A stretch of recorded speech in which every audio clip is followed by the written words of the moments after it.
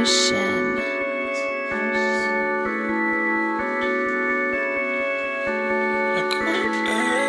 Hop in the coupe, ayy. What? Hop in the coupe, ayy. Swerving at you, ayy. Pulling at you, ayy. Driving it through, ayy. Having my way, ayy. Get in my place, ayy. Hop in the coupe, ayy. Swerving at you, ayy. None of you niggas don't know me. Living my life like I'm holy. Stepping away like I'm Kobe. I'm doing my thing, that's the old me. Shipping away, then I give it back. All of my family, they stay intact. All of my niggas, they have my back. Like I just had me an asthma attack. Hey, what's up, guys? Welcome back to the Tongue Top Podcast. My name is John. With me today, I got a very special guest for y'all. Some of you know him as Twistifer. Some of y'all may know him as Lil Twizzler, Young Mason, but I got my boy Twist Mason in the building. How you feeling, bro? Yeah. I'm feeling good, brother. You know, out here in San Bernardino, so it's always good to be home. Mason, your real name, right? Yeah. And you just added that twist to it? Yeah, just added it, literally. But even real name, Chris. Chris? Yeah. So how'd you come from Mason? Well, Mason's my last name. That's my real last name. Oh, okay, for sure. Yeah, You prefer yeah. Mason more than Chris? I mean, like Christopher? Actually, yes, I really Yeah. do. A lot of people, I feel like I'm in trouble when people be like Mason or something like that. Oh, like you're in But, trouble. Yeah, I don't know. When I used to play ball, my coaches used to always like call me by my last name. So I'll be like, oh shit, like I did something wrong. Or I did something that's weird. We got to run. Yeah, it's definitely like what was it like? If you Mexican, like, and your parents say Jose Luis, like, bro, you know you're in trouble. Yeah. Like, damn, it's serious. No, for real. Where'd you grow up, man? Where you from? Actually, I'm born and raised from out here, but I literally grew up mainly in Fontana area. So you were born in San Bernardino, but you grew up in Fontana, Yeah. and you went to high school there and everything. Actually, no, I went to high school out of state. Where? Yeah, Vegas. Dude, you're all over the map. You were born in San Bernardino. Yeah, You grew up in Fontana. yeah. And then you went to. I only went to high school in Vegas though, but I came out here to go. So your to high school college. years, you're in Vegas. Yeah. What the heck? How's the Yeah. atmosphere like? Is it different than like over here? I'm assuming. Hell yeah, that shit weird as fuck. All your homies is pimps, all your homegirls is strippers. I mean, I guess it's not that different, but it's just, it's not. It's definitely not a place you would want to grow up at, in a sense. Like it ain't cool. Like for like a kid to grow up there. Yeah, for sure. I wasn't at a young age like really out there like that. I was 15 mainly, so I was able to still know what my morals and values was like. Yeah. But it's a twisted city out there, you know what I'm saying? It's Sin City, of course, so the title speaks for itself. Definitely. Yeah, I feel like I overlooked that part because I was at Vegas a few months ago, and then it's like, but all I know is like the Strip. You feel me? It's like it's like I failed to realize that it's an actual city, bro. Like there's actual neighborhoods there and everything. Like there's more than just besides casinos and hotels and shit. No, yeah, for real, it's a lot of shit that goes on. I stayed on Tropicana, actually. Tropicana, if you know about it, like Tropicana is a real, like, it's a spot. Like that, the whole street, it leads you from the UNLV football stadium down to the basketball stadium, down to the college, to the Strip. And I mean, it's not really the nicest place to be at, but it's connected to every other little part of like Vegas and shit like that. I don't know no better. All I know is that cheddar. Stack it up to the ceiling. Man, I got no feeling. All of my niggas, they know us, sir. All of my girls, they gon' go with us. Everybody gon' stack them semis. All my niggas like, gimme. So how long you been rapping for? For a while now, like when I was in the 6th grade, I think that's where it started. I was skating though, and then I just started skating and rapping, and then doing my thing with it. At first, it was like C-Boy, Young. I don't know. Twist didn't even come into play until like I was in the 8th grade.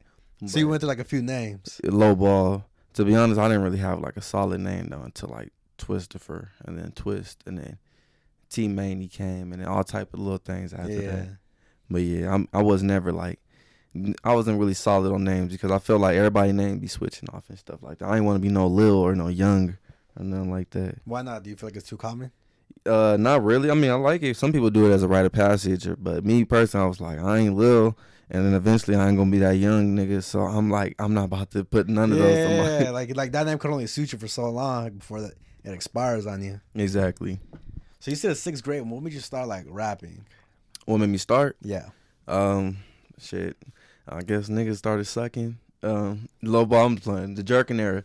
If you jerked, then you made. Shit. You either Yeah. made music or you jerked. It was like one or the other. You didn't really like. I don't know. It was either one or the other. Literally, you jerked really hard, like you was that nigga, or you just had like you make jerking music, or you was the nigga directing it. But everybody had sidekicks, so everybody could literally shoot you real quick and then put it up on YouTube later. It was that shit at the time. Did you grow up with a sidekick? I had all sidekicks. I had a sidekick that was the color of the shirt. Oh, I thought you were about to pull a sidekick out right now. I was I wish. damn, I my could. bro, wish. Oh man, I'd be the interview of the year. Bro, because I was too young, bro. Like, bro, I was like in elementary, bro. People were having sidekicks, but I thought it was like the dopest shit ever, bro. Like, you just flip that shit up and then what, trying to put your 2 cents in. She's like, yeah, I remember that shit too. Damn, that's sick though. But when you were in high school in Vegas, what would you say? What kind of person you were? Like, what student were you, or just a person in general? All right, anybody that's actually from Vegas that's gonna watch this podcast, you know this. You know I was that nigga pushing weed, nigga. Always kept to myself. Probably had a bitch or two doing my shit. I never was in no bullshit, and I always stayed to myself. And on top of that, I was the only African American kid that graduated with honors. So I was doing a lot of shit at that time, and I was president of the Yes Incorporated. So I was doing like a lot of stuff. Bro, you seem like a young, achieved, like black young man, dude. Nah, I was. I still am, to be honest. Yeah, I was. I have a lot of setbacks. So you know. You play ball? You play basketball? I did for like the city league, but the basketball, like I was fucking up my freshman, junior, and sophomore year. I didn't get right till senior year. So like my grades was never equipped to even be on the team and shit like that. Oh, and then on top of that, like I didn't come from like. A lot of niggas, like, you know, when you play basketball, you have to be already in the camps and you got to already be, like, on the team. Coming from Cali, like, I didn't know nobody. I didn't know the coaches. I didn't know none of that shit. So niggas wasn't fucking with me. And they choose favorites. They was like, well, Brandon's been on the team for this long. So we're going to have to, you know, we're going to keep him around versus this new nigga that we don't know about his skill set or nothing like that. That shit must get frustrating because I've heard more from other people that same shit, like there's favorites and everything. Yeah, it's hella favorites. So it must be frustrating. Like if you really got the talent, but your coach ain't gonna let you like show it, then the fuck you playing for? No, for real. And when you graduated from high school, did you go to college right after or not?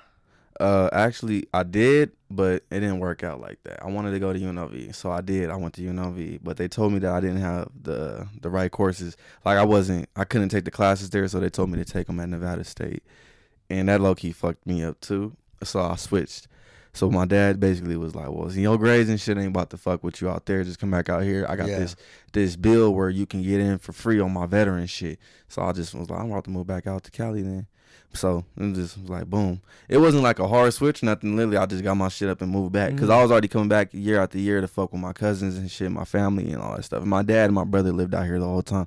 My brother graduated from Summit, and then all my cousins graduated from Cajon, Purdue, and from Ike, and my sister graduated from Pacific. So we was always like, we all San Bernardino kids, really. Yeah. But it was like, me, I just moved like for high school type shit. It was just like bullshit regarding my parents and stuff. But yeah, that sounds like a long ass story, dude. Like long journey. It was. Yeah. But you like that shit? You liked every bit of it? Like, no, yeah, it's true. It's cool because you know we here right now. Yeah, exactly, bro. Everything led up to this moment right here. Exactly. What was it? When you were going to college, was there anything you were specifically going for? Is there anything you wanted to be? Yeah. I was just trying to get like a little degree in something just to kind of prove to myself and I can get some shit out the way. But now that I'm actually in it, I'm like, nah, I need to make some career out of this shit because it's going to cost me. One of these days, it's going to hit me in the bank. So it's either we get a degree and we actually bank off of it. And you're talking about music. Well, yeah, of course I'm going to do something with music. That's going to be a hitter, but I got to actually, music is the business itself. So if I'm going to incorporate myself in the business, I want to be as mindful as possible. So going to college is also going to stimulate that.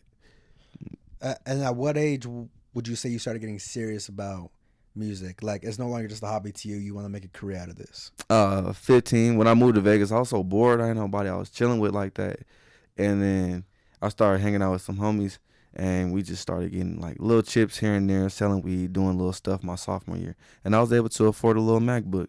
So I bought a little rinky-dink one, bought a little snowball microphone, USB, and started that's recording. What I started out with, yeah. And then boom, it was like, wow, everything just started coming together.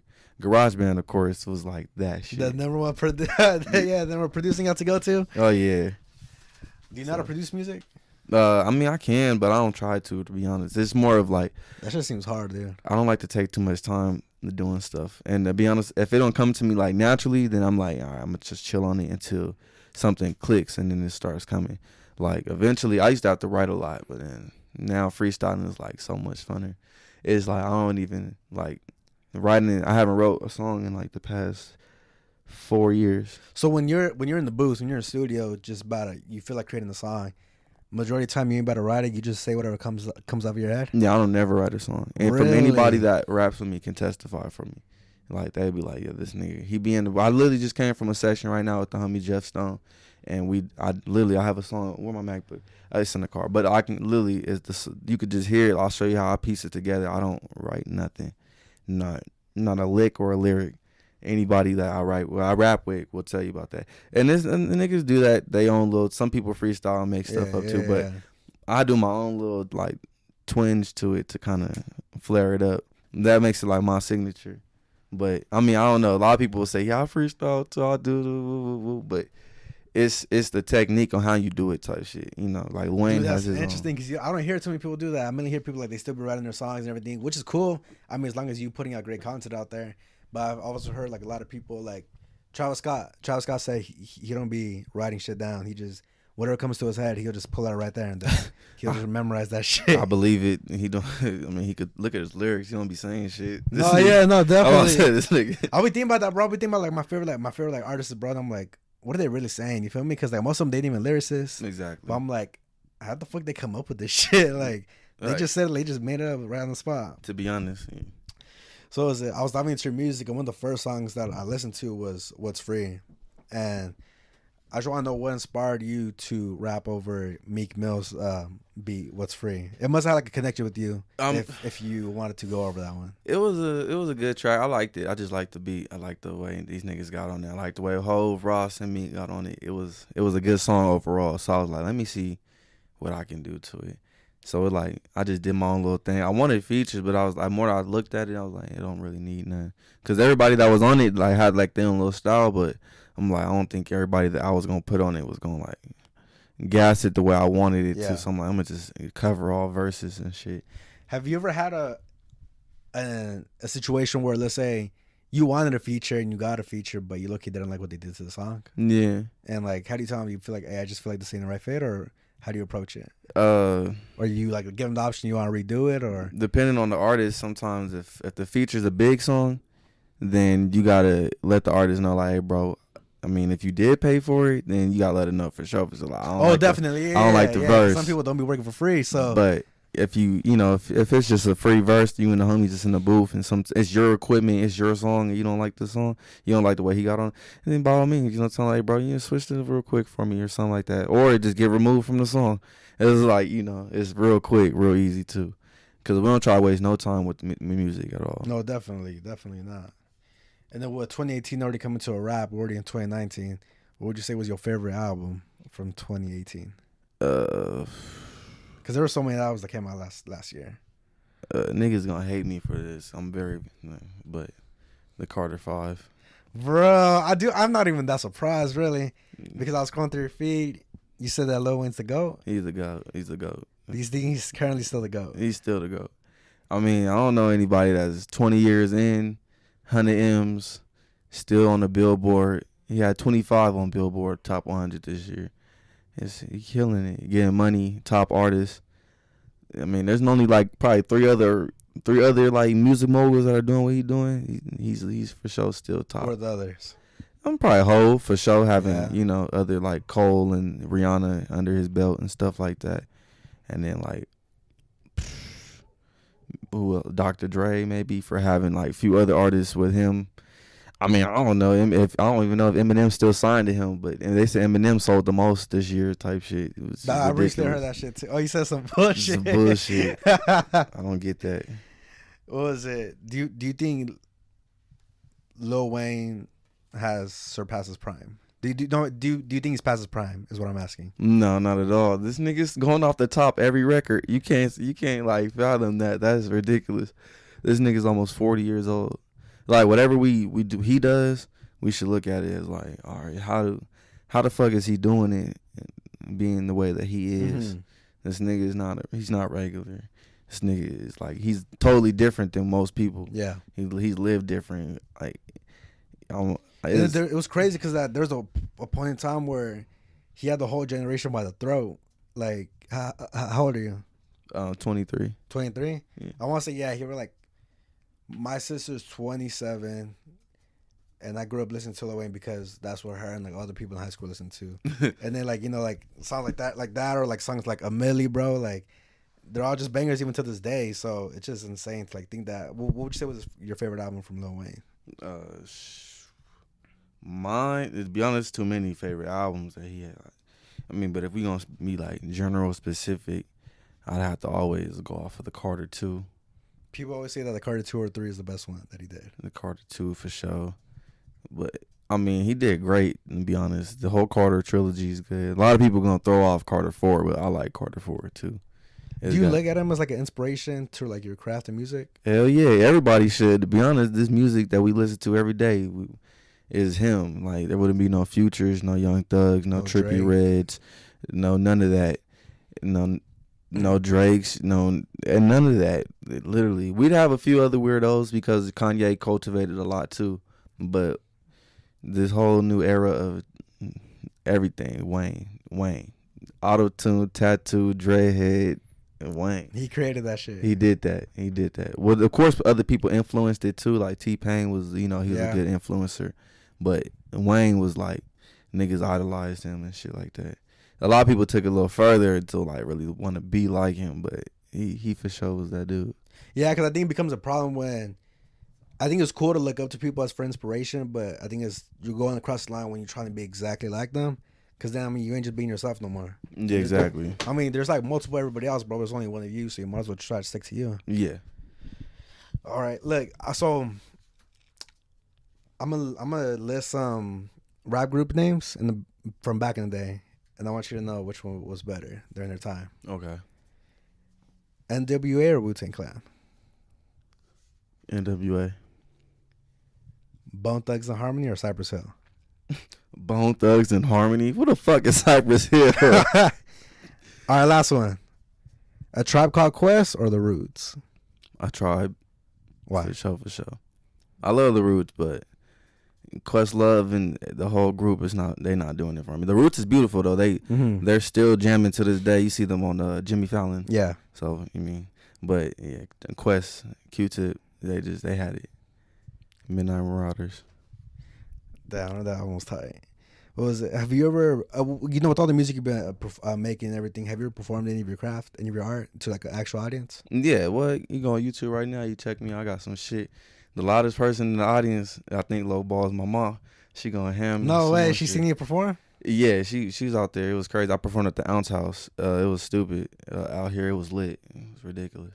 But it was all type of shit going on. Do you get nervous like before you about to hit the stage? Nah, to be honest, I be kind of faded and low-key tipsy before I even hit the stage. So that shit kind of like relaxes you before you hit it, right? Yeah, shit. Low ball, I be happy if when I'm performing, because I'm like, finally, shit, niggas be, this what we asked for, this what we wanted. So when we hear, it's like we got this. Yeah, like you can't go. Yeah, exactly. This is what you asked for, bro. So I mean, like you might as well take advantage of it. Like you asked for this shit. Exactly. Like a lot of niggas. I mean, some people do get nervous and shit. What that nigga even say? Palms is heavy, knees weak, arms is heavy, his vomit on his sweater already, mom's spaghetti. That nigga was nervous as fuck, but that was a battle, so I don't. That was a battle, still a little different, right, bro? Because I feel it. It's like his pride's right there on the line, dude. What was it? Do you remember all the songs like you have, like all the songs you created? Do you remember all the lyrics to them? Or you got to brush up on it before you performing in front of people? Oh, I gotta brush up. Shit, every time I'm performing, you'll see me walking around with a headphone, like with some headphones in my ear, low-key just listening to my songs already, like just getting. So just play it in tune, and then I'm pretty sure when you already listen to it, you already remember when you created that shit. Yeah, and you're like, oh shit, because I'm pretty sure every song you made at a point in time, you had a close to your heart, so it's kind of hard to forget like all the lyrics to it. But I'm pretty sure once you hear it, bam, like it just comes back to you again, like natural. Oh yeah, that happens a lot. It happens a lot. And how do you choose what songs to like perform in front of an audience? You gotta, I don't know.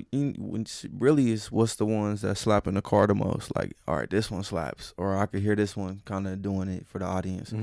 then you know like this is it. I don't know, when we performed at the Urban Nights, I did this one song. I didn't even know if it was gonna slap or not because it's just me and the homies just saying what we wanted. But it low-key went up though. It was tight. So we did it, but usually you got to pick like a song that you know is going to slap. Yeah. Like on demand, or one that people already know. You know, then that's already an easy call. And how'd it feel like, you know, like your mom was like in the crowd cheering you on? Oh, she was like in the front. You could just hear. Oh, she was in the front? Yeah, that shit was good. It's just a video on YouTube type shit. You could just like kind of see a nigga like this. I'm like, what the fuck? But everybody was vibing. Though. You could hear everybody, but you could just hear my mom like right there. It's like, it was hilarious. Do you ever get worried that like the crowd ain't interact the way you want them to? Yeah, that's always a fear. That's happened a few times. Where like they're not feeling it or what? Yeah, when I was like 17, I performed for like a rock band named Dharma, Alaska. And they were just, that shit was weird. I mean, but it was cool. It wasn't my type of audience. So I already knew it wasn't going to be like what I expected. Yeah. But it was still like, you know, you get free food, free drinks, you know, free everything. I was 17. I was like, I could use the connections. I was like, so let me just do what I does and just, you know, did my shit. Because I remember one time I went to there's a venue in Santa Ana called the Observatory. Oh. And then, yeah, you've been there before, I'm assuming? Mm-hmm. Yeah, so I've been there, and I believe, I forgot who's performing. I want to say it was 21 Savage. And then there's like, you know, like some people like trying to open up for him and everything. And they had it was pretty lit, at least in my opinion. But then it must have been embarrassing, bro, because he was throwing out his CDs, like his mixtape. And then, bro, like 30 seconds later, people were throwing them back on him on the stage. Damn. And then I just thought it was grimy, bro. That must like hurt his soul in a way. I mean, it do that. That shit turn you to even more of a monster than what you was before. I mean, but it lifts you up too. That shit kind of builds you up because you're like, all right, gotta come harder. Yeah, you gotta think of a new like motivation. Yeah, look at it as like a new way to come at people. Who's like, all right, they didn't like it like this, so I'm gonna just do something different. I mean, but yeah, that could get discouraging, especially if it keep happening. Oh, if it's consistent, yeah, consistent, bro. Then it's like, oh fuck, bro, I gotta switch it up. This for me, bro. You feel me? What was it? So I was going through I was listening to some songs, and I was just listening to like their lyrics, and I think they're pretty good lyrics in my opinion. But everybody, some people might think they're trash. So I printed them out, and I want you to rate them 1 through 5. Hey. You know, just coming from like a rapper's point of view. Like, okay. What would you think? So, yeah, you can read it in this order. There's just 3, and you're not gonna know who wrote it. You're not gonna know whose song it is. None of that. So wait, I'm just reading them out. You're gonna read it out loud. Okay. Whoa, we are not one and the same, nigga. I'm fucking insane. Fuck is you saying? Yo, ass been doing the same shit, not doing what you been saying. Dang. I told your old bitch ass she was fucking a lane. Turn one hoe into a train. Blow, blang, my niggas is holding that pain. I just hope you been praying. Bang, bang. And that's not really that bad, to be honest. Like 1 through 5, what would you give it? I give it like a 3. A 3? Yeah, it's almost a 4. Almost, so like 3.5? Yeah, that was cool. All right, that was Big Sean on the song, what was that shit? Don't Like, the remix with Kanye Oh yeah, West, blah blah. My niggas been holding that pain. Yeah, does it come back to you now? Same thing. Yeah, that was. I see. That's why I knew it wasn't that bad. But yeah, it's still trash. Sorry, Sean. Yeah. Sorry, Sean. Let me see. All right, go for it. Thank God he never let Lucifer close enough to ask. Let me attain it by working hard and busting my ass. Achieving a lot in life, but what's got more? Achieving in life, but what's a lot with more to gain? At least I don't drink to avoid the hurt. What we call champagne. That's Kanye. No. Who is that? That's good. I actually like this one. We call that, at least I don't drink to avoid the hurt. We call that champagne. Huh. That last one was pretty cool, right? Yeah. What'd you give it? About like a 3 also. A 3? Yeah. All right, that was Logic on the song 44 Bars. Logic, all right. I'm done but down to a 2 now. A 2? Yeah, these are the lyricists in the game. They supposed to come harder than this. Last one. On my side, it's authentic. You try to stunt, but it's all rented. But you're dope. You got a bad chick. Yeah, you're cool, bro. We all get it. She wears a ring, came through with it. You really think she stays true? I doubt it. Because I'm fucking your girlfriend and there's nothing you could do about it. 5. A 5? Off tops. Because he's saying the realest shit. That's the real round. I heard that shit. I was like, bro, I got to put these headphones down, bro. That shit hurt me. Who's that? Super Duper Kyle? Nah, that was G-Eazy on the song I Mean It. Never mind. You like it? That shit too? I'm giving that a 2. You just don't like him, huh? Damn, what the hell? Oh shit! You had never expected that. It's cool. I'm pretty sure you're talking about somebody. It's happy. Yeah, it had to be, bro. Yeah. I mean, bro, you with that lifestyle, That's hilarious. bro. So you were featured on a song called "Lit Candles" by Mills, right? Yeah, that's my dog. Happy birthday. His birthday just passed. Oh shit! Happy birthday, Mills. Do you try to go harder on features or music that's your own? Both. To be honest, I gotta go hard on any track that anybody wants me on or that I want to get on myself. I try to gas any record pretty much, cause like you never know how big any track can be. You don't want to let one track blow up because your homie's verse is like that shit, and then your verse should just be like, oh damn, crickets. Yeah, I know what you mean. You try to go hard on every single track, but I can really imagine like if you're being featured on the song, you want to make sure that you're being exposed to a new audience, so you want to make sure that they know that you're not singing no boo-boo shit either. You feel me? Like you're going hard also. Just like that. Exactly. Like that. If you collaborate with any other musician, who would it be and why? Like big or small, or just any or both, artist? one local and one major. Really. If I want to collab with somebody local, I probably can, just because niggas ain't too hard to reach around here. Yeah, so I guess I'll cross that local one off the list. But the celebrity one, to be honest, I don't want nobody's feature. I'd rather just get a Lil Wayne feature, and that's it. Yeah, that's it. Just cause I don't care if I make it or not. After that, like I got the Wayne feature in the bag, and then that's it. Do you feel like you could like die happy if you make like a track with him? Yeah, I'm gonna do whatever I can to push that song, cause I'm not gonna leave the booth until we get one, like a solid hot one.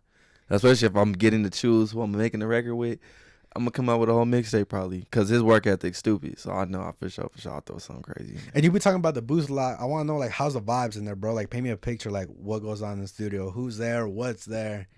How does everything work? My booth is like my living room pretty much. It's just real comfortable and stuff. I got the red couches with the red carpet, with the red setting. It's like, I wouldn't say like death row, but it's a real comfortable feeling. Like you kind of just fall in. We got the tunes going to Netflix. It's just, weed going in the air, no incense. We got drink, whoever needed. Food always is in there. Niggas is going on store runs all the time. It's like a real studio setting, but we try to also incorporate like cool vibes and shit. Like niggas been in there doing homework before, because a lot of people be going to school that actually recording shit. But we try to basically make it like a comfortable setting, and especially if somebody gonna pay to come and do a couple songs. I don't want them to be like, well, damn, I gotta be in and out this shit. Like I'm trying to, they at least want to enjoy myself making the song. So we try to make it at least cool. So you say we got drinks in there. Do you guys be smoking in there? Yeah, all the time. Do you feel like you could make the same quality music being sober as you would being high? Yeah. We used to make good songs at school all the time. And without even more smoking. Yeah, without even smoking. Well, I mean, that was like, we used to just like rap to ourselves, or just rap fun and do like little cool shit. Always made like a vibe out of shit. But you don't need smoke to make a good song. Some people do. They'll tell you that for sure, but you don't need it all the time. Like they just happen to like a more creative thought process when they're in that. Yeah, or it gives them more to think about. Yeah, versus like something where you just sitting there and still minded. Do you remember the first time you got high? It was fun. How old were you? Where was it at? Tell me about it. I was 14. I came out here to visit my dad, and I was chilling with my sister. Actually, I was 15, I think. I was 15. I came out here to visit my sister. And we was chilling, and she invited some of her homies over. They low-key was famous. They was from, what's that shit? That GTD. And it was Get the Dough. And it was basically, they came over to kick it with my sister and the homies and shit like that. And they just like, was like, this your brother? She was like, yeah. They just like, here's some perk, nigga. Threw me some shit like, blow that down. I never always like knew what weed, like, should always be around it and shit like that. But niggas even tried to sell it like we used to be like, but I never smoked it. I was like, I gotta do something other than smoking and shit. But I don't know. That's when I started smoking heavy, like that summer, that moment. Other than that, like I smoked a little here and there, but I wasn't like on it until like that moment.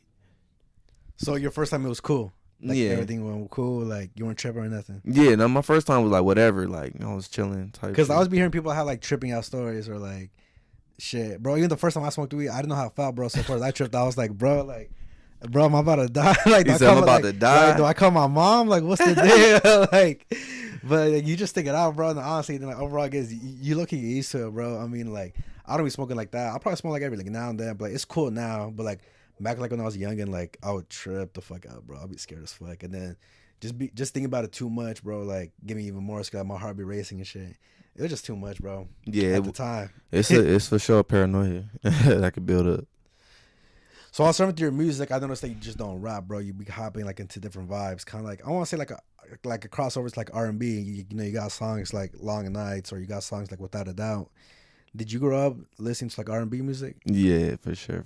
Was some that like mom was playing like around the house, or like how'd it go? Oh man, R&B was always over. If you listen like any good like real hip hop song is sampled by some smooth R&B. A lot of old songs like Juicy, a lot of Tupac's old works. Yeah. A lot of Eazy-E's, like Dr. Dre used to sample a lot of old school R&B, Marvin Gaye. So anything that's, you know, listened to from hip-hop relates back to, like, stuff like that, even funk and stuff. So, you know, R&B is always, like, a something that's hip-hop's going to be connected to.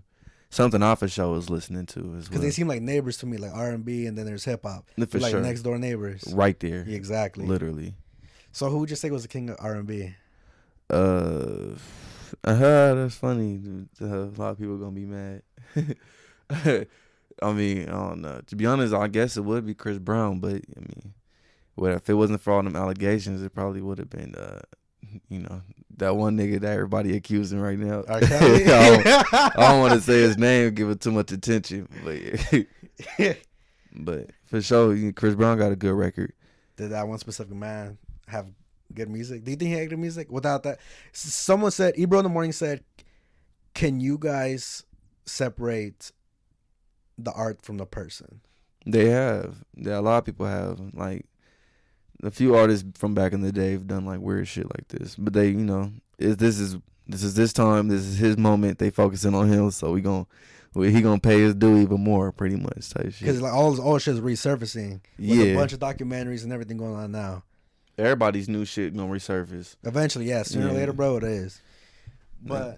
for you, like, can you listen to that specific individual and not think about the person he is, but just the music? Hell yeah, I was playing R. Kelly the other day, to be honest. Well, I wasn't playing him, but I promise you, I was literally, in my neighborhood, they be playing a lot of, like, Spanish music, and they be playing a lot of, like, dance music and stuff like that, and they was playing, like, I Like the Way You Move, and then right after they played, like, Step in the Name of Love. Yeah. It's literally, I couldn't even shake it, and it was coming out the house, Stepping in the Name of Love. Even though they was playing his special on Lifetime, and then I come out the house, and I hear that, I'm like, that's crazy. It just, I know for sure, I mean, if they're not gonna convict him for it, they just making him more money out of all this shit. Oh yeah. So, I mean, yeah, I they ain't don't gonna know. get, bro. That ain't going nowhere. The only thing, like, people just gonna have a different perspective on him, or just resurfacing. Like, if you didn't know what you know now. Yeah, because everything that they telling him is not. It's not like he didn't know about this shit. And then his like wife is all over the internet, like trying to defend the nigga after she was on the TV, bashing him. So I don't get it. It's all a game. Like, bro, like, pick a side. Like, you in or you out, really. Pretty much. Lifetime through that bag. And so hold up, before I go to that question, I was just looking like this news article that you know who Jeff Bezos is, right? The owner for Amazon. Yeah. I heard he had enough. Well, recently this fool just, I guess he got caught like piping his like friend's girl or some shit. And then, well, his wife found out. Of course, we know she knows, and she filing for divorce. The settlement for her is $70 billion, bro, making her the richest woman in the world. That's nasty. She got the bag for that, bro. It's gonna take a lot to finalize that though, because that's not a little bit of money. That's a lot. Like, it is. You're making history of being the richest woman in the world right now. So, But they gonna try. You know, he's smart. He's gonna try to. he's gonna try to find something to either like minimize it. He's for sure gonna do something. He's gonna do something. I mean, $70 billion is a lot of money. But they did say she came up with the business plan, the schema, and all the extra shit for it. But I mean, there ain't no excuse for cheating, especially if you get caught. So I don't know. You ever been cheated on? No, I don't do none of that. I don't partake in cheating. I never been cheated on. I was like, You don't. So you're telling me you never cheated and you ain't never been cheated on? nope. You ever had a relationship? Yeah, What was your longest relationship? 2 years. 2 years? Yeah. What end? You said what happened? Why did it end? Like, why come it come to an end? Oh shit, I don't know. To be honest, I'll just be in and out of shit all over the place and stuff like that.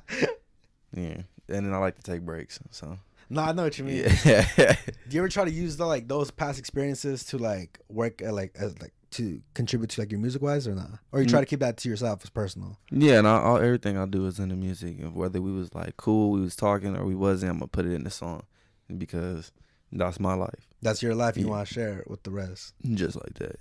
Do you ever think about if you ever get to a point where you do make it in the music industry? Do you feel like?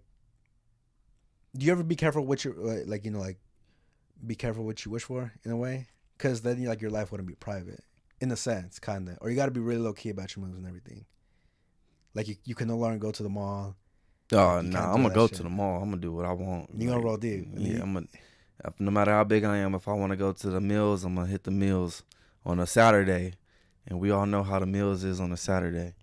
I'm gonna hit the VGs when I want. I'm gonna do everything when I want. And I'm literally big or not, because it's just like ain't nobody trying to. I ain't got nobody to hide from. Yeah. It's nothing like that. And then to be honest, if I was tripping on people that I had an issue with, then it was like I would know what to do You'll be when prepared. I'm around, type shit. Like, so it wasn't. I would never even have like doubts about going out and doing stuff, even in like New York and stuff like that. If I was to go out to the mall and try to avoid from getting like mobbed by like a bunch of fans or something, it'd be because I'm just not feeling it that day. Or if I'm not feeling it that day, then I probably wouldn't even be going out. To be honest. exactly. So, You should be yeah, ordering shit online or shit like that. just like that. Was it so when I was listening to your music? I was listening to like you'd be spending like some raw like hip hop shit, or you'd be like on your R&B vibes. I take that as like a little sample, or if not like a trailer to your upcoming debut project, Twist Tapes Volume 1. Yeah. Am I wrong to think like that or no? No, that's perfect. Twist Tapes Volume 1 on the way. Can you tell me about that? All right. So basically, for those who don't know, I haven't really dropped too much music in the past 2 years. But the reason that is because I've been all over on features, been like putting little singles out here and there. But like I haven't put out like no solid music.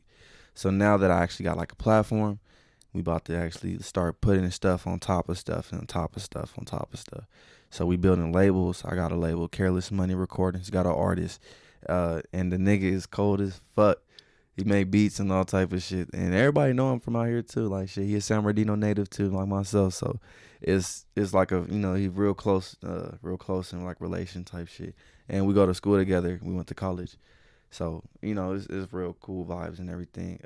And then I got like other homies and shit from like other labels that I've been collaborating with, trying to put together like the best work of music. But everybody they know Twist Tapes Volume 1. It's that shit. How close are you finishing? Is it done, or are you still in the works, or how's it going right now? It's in the works right now, but I took a little break again, only because I've been working on like I'm trying to work on the album and the mixtape and another project after. So I'm like all type of Currently like on 3 projects. Yeah. Plus features that you're doing at the moment. Exactly. So some of the songs that I have for the project, I'm like, I gotta switch for this. So you're constantly working. Exactly. Like you ain't never like really taking no days off. No, never. Always on to the next. And I gotta say, I really do like the name for it, the Twist Tapes Volume 1, because correct me if I'm wrong, I read it that you wanted to be a trilogy. Yeah. Why? Well, it's gonna be like pretty much like a follow-up series. Like Volume 2, you never know how I'm gonna come about it. Shit, Volume 2, I might not even be the same person as I am right now. I might be blown up, or it might catch the attention of somebody that actually will do something with it. But I mean, not like niggas care about mixtapes nowadays, but I know at least one of the songs on the tape is gonna catch somebody's attention. So whether they hear it now or they gonna hear it later, I let niggas know. It's gonna be a snowflake turning into an avalanche. Exactly. I do like the series that how you're doing it, like the Volume 1. Like it's cool because even to the naked eye, like it's Volume 1, so there's gonna be a 2 or there's gonna be a 3, and then it's cool because like we get to see you grow as an artist. Yeah. And then I thought it was cool how you said like I ain't gonna be the same as I am right now, because I always think to myself, I always ask myself the question like, am I the same person I was a year ago? Exactly. Like we're constantly like changing, we're constantly evolving. So I think that's sick. We are. That's what we do as people. So do you think we're gonna hear this tape in 2019? Definitely, you for sure get it 2019. I was trying to get it out 2018, but I don't know. I'm all over the place with it. But 2019 for sure was the year. What can we expect from it, bro? What could we expect? Is there any like little details you give us? Not too many features, but the features that I do got on it, artists that are on the label, and what else? Be on the lookout for everybody that I'm gonna be working with, because they're gonna be a part of the whole journey of all this shit. We got a lot of people that was gonna be dropping soon, but the camp is getting way bigger. We got a whole bunch of people inside the camp. Careless Money it's not just a recording label. It's like it's an aesthetic. Like we got everything, from branding to marketing to we're trying to get publicists too, but beat makers and all over. Everybody that we working with got a job. So this is the beginning, bro, before shit gets huge. Yeah, it is. That sounds dope. And where can people find you at, dude? Your social media, all that stuff. Everything at Twist Mason. Everything. I don't got Facebook. Laters, no none. No space, no nothing. Just Twist Mason. Twist Mason. For sure, bro. Twist Mason, thank you so much for coming on the podcast, bro. It's been an honor for you to be the first guest of this. I appreciate you, brother. It, yes. All right, guys, that was it for this episode of the Tongue Tie Podcast. Shouts out Twist Mason. Go check out his new music coming out. And then thank you guys for listening, man. Peace out. All right.